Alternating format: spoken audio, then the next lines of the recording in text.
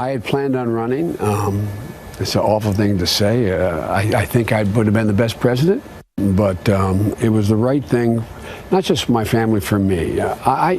No one should ever seek the presidency unless they're able to devote their whole heart and soul and passion into just doing that. And Bo was my soul. I just wasn't ready to be able to do that.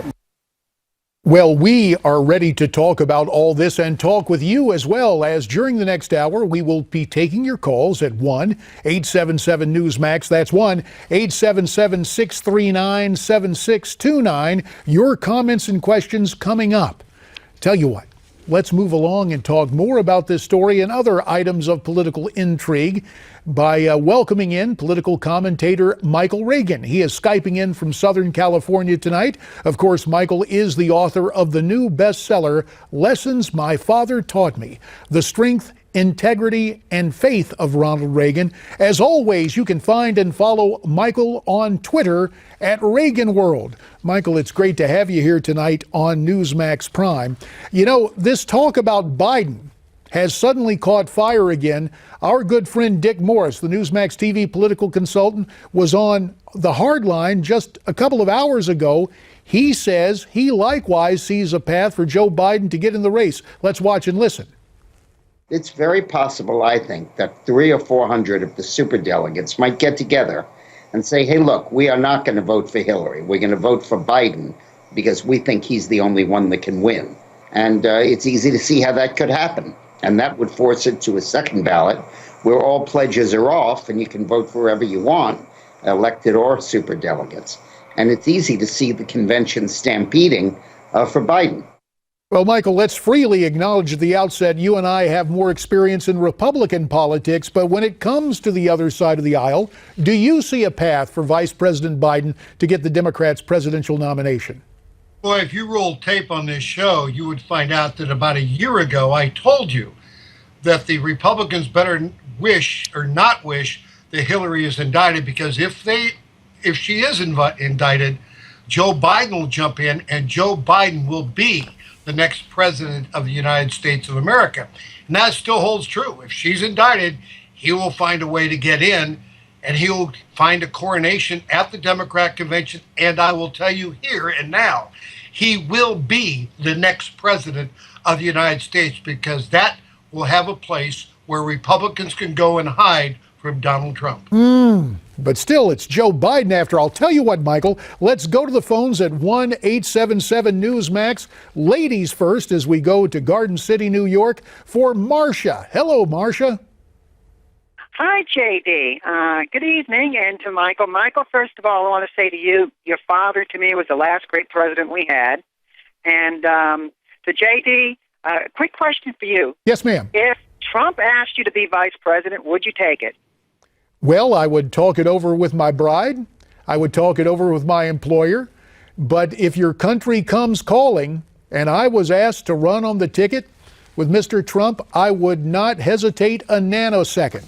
You could sign me up, provided I could get the assurance from my bride, my family, and my employer. So, yeah, I'd love to do it. Oh, that's great, because I think you'd be good. But let me say this to Michael. I agree with you because, first of all, he mentioned there's a few things going on. Number one, Biden's getting a lot of face time in places that normally the president gets. This is similar to back in 1999 when Gore was getting face time, where usually Clinton went, so that way people could see Gore. Oh, yeah, look, he looks presidential. Number two is that Elizabeth Warren's been attacking Trump nonstop on the internet, and he would say he would take Elizabeth Warren. To me, Elizabeth Warren is so similar to Sanders. A lot of the Sanders supporters would feel more, probably feel better about voting for that ticket if she's on there. So, yeah, this does not go Marcia, well. This is really good, because you've not only put together a prospective Republican ticket that kind of turns my head, you've got it all planned out, Biden and Elizabeth Warren. Let's see what Michael thinks of that.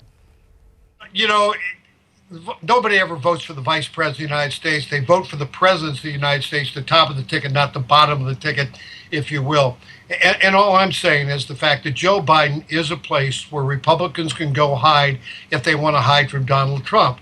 And there's a lot of Republicans out there, right now thinking they're going to have to hold their nose and vote for Donald Trump because there's no one else to vote for.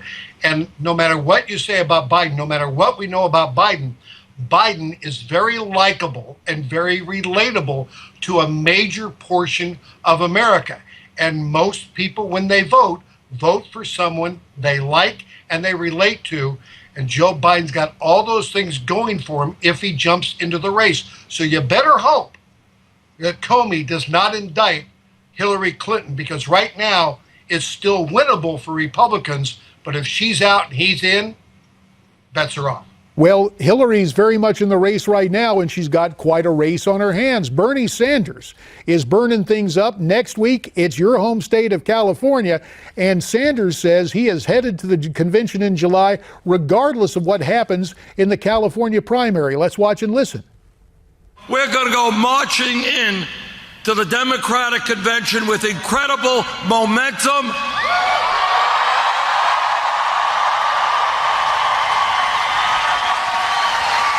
And we will march out with the Democratic nomination.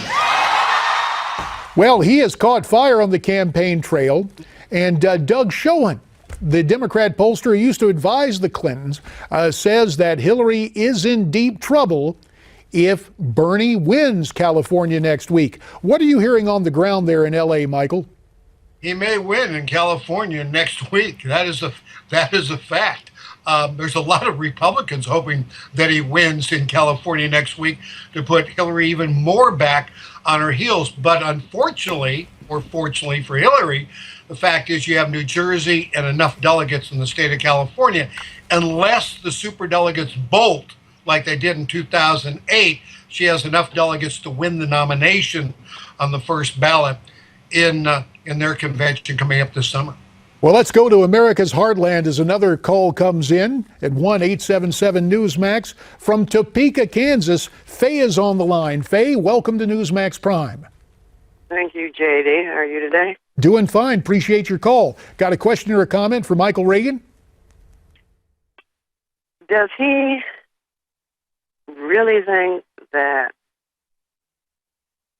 we could have the one that they're talking about become vice president for Trump? I mean, they seem so different. Yeah, the whole Biden question is very interesting. And Michael, you talked about Joe Biden's likability. Mm-hmm. But, the whole matter of the Supreme Court and the fact that Joe has just moved completely to the left, and it would be a third term for Obama. Do you really think Republicans will go over there? Yeah, I think Republicans will go over there. I think they would trust Joe Biden. They know Joe Biden very well, and I think they would trust Joe Biden more with the hands of power in Washington than they would trust Donald Trump, who they really don't know what he will do when he gets to Washington, D.C. Right now, they're looking for a place to hide. 57% of the people don't like Hillary or don't like Donald Trump. That's a whole lot of people, Democrats and Republicans and independents, that might feel safe with, in fact, Joe Biden. Now, you and I know Joe Biden, but most of the voting public out there don't really know Joe Biden other than what they've seen as vice president of the United States. You and I remember him as a senator. We remember all those things. We remember what he did. We remember the plagiarism, all those things that went on. But that's all in the rearview mirror for Joe Biden. I got to tell you, let me take polite exception, and we have to go back into history because your dad nominated an incredibly grand conservative jurist in Robert Bork. Joe Biden led the effort. It made the name Bork into a verb as the good judge got borked in those hearings. And a lot of that history and a whole lot of baggage would hurt Biden. But let me just show one more thing before we go to break. About 30 seconds left. The latest Wall Street Journal, NBC News Marist poll of your home state, Michael, shows Bernie Sanders closing the gap with Hillary. As you said, it's going to be a close one. 49% for Hillary, 47% for Bernie. That's within the margin of error. Final 15 seconds to you, Michael. Well, I'll tell you, state of California, we're in trouble here. There's 34 people running for Senate of the United States here in California. And the top 2 go to the general election. And there are going to be 2 Democrats vying to win the general election, United States Senate office here in California. It's going to be interesting to see. Stay right where you are, Michael. We'll be back with more after this.